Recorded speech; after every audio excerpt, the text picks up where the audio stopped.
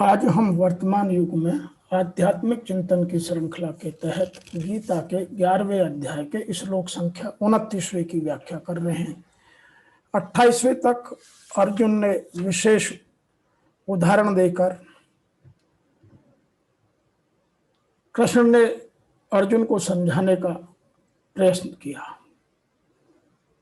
और अनेक उदाहरणों से जो अर्जुन कह रहे हैं उन बात को ऋषि वेद व्यास जी ने यहाँ प्रतिपादित करने की कोशिश की है।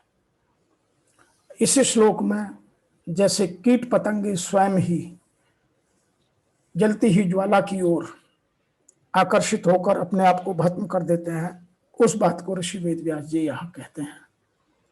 उन्होंने लिखा है, यथा प्रदीप्तम ज्वलम पतंगा विशन्ति नाशाय समद्भवेगा तथा एव नाशाय विशन्ति लोका तव अपि वक्रतानि समद्भवेगा। जैसे पतंगे मोहवश अपना नाश करने के लिए बड़े वेग से दौड़ते हुए प्रज्वलित अग्नि में प्रविष्ट होते हैं, ऐसे ही ये सब लोग जो युद्ध के मैदान में लड़ने आए हैं मोहवश अपना नाश करने के लिए बड़ी वेग से दौड़ते हुए आपके मुखों में प्रविष्ट हो रहे हैं। इन इंग्लिश,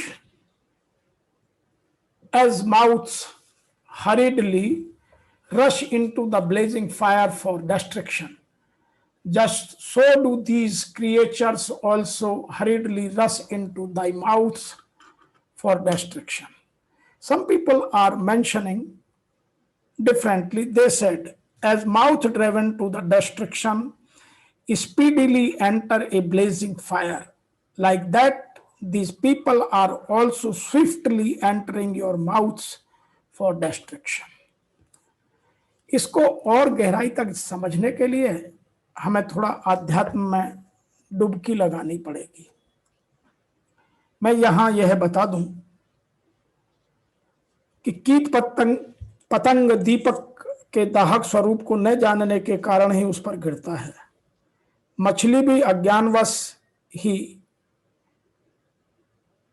कांटे में लगे हुए मांस के टुकड़े को निगलती है, परंतु हम लोग जानते हुए भी विपत्ति के जटिल जाल में फंसने वाली कामनाओं को नहीं छोड़ते। यही मोह की महिमा बड़ी गहन है। इसको यहाँ समझाने के लिए ऋषि वेद व्यास जी ने लिखा है, यथा प्रदीप्तम ज्वलम पतंगा विशन्ति नाशाय समद्भवेगा। जैसे हरी हरी घास में रहने वाले पतंगे चतुर्मास की अंधेरी रात्रि में कहीं पर प्रज्वलित अग्नि देखते हैं तो उस पर मुग्ध होकर कि बहुत सुंदर प्रकाश मिल गया, हम इससे लाभ ले लेंगे, हमारा अंधेरा मिट गया, उसकी तरफ बड़ी तेजी से दौड़ते हैं। उनमें से कुछ तो प्रज्वलित अग्नि में स्वाहा हो जाते हैं, कुछ को अग्नि की थोड़ी सी लपट लग जाती है तो उनका उड़ना बंद हो जाता है और वो तड़प तड़प कर मर जाते हैं। फिर उनकी लालसा उस अग्नि की तरफ रहती है। यदि कोई पुरुष दया करके उस अग्नि को बुझा देता है तो वे पतंगे बड़ी दुखी हो जाते हैं कि उसने हमारे को बड़े लाभ से वंचित कर दिया। ऐसे यहां लिखा, तथा नाशाय विशन्ति लोकास्तवापि वक्रतानि समद्भवेगा। भोग भोगने और संग्रह करने में ही तत्परता में लगे रहना, मन में भोगों और संग्रह का ही चिंतन होते रहना, यह बढ़ा हुआ सांसारिक वेग है। ऐसे वेग वाले दुर्योधन आदि राजा लोग पतंगों की तरह बड़ी तेजी से कालचक्र रूप आपके मुखों में जा रहे हैं, अर्थात पतन की ओर जा रहे हैं। 84 लाख योनियों तथा नरकों की तरफ जा रहे हैं। तात्पर्य यह हुआ कि मनुष्य सांसारिक भोग, सुख, आराम, मान, आदर आदि को प्राप्त करने के लिए दिन रात दौड़ता है।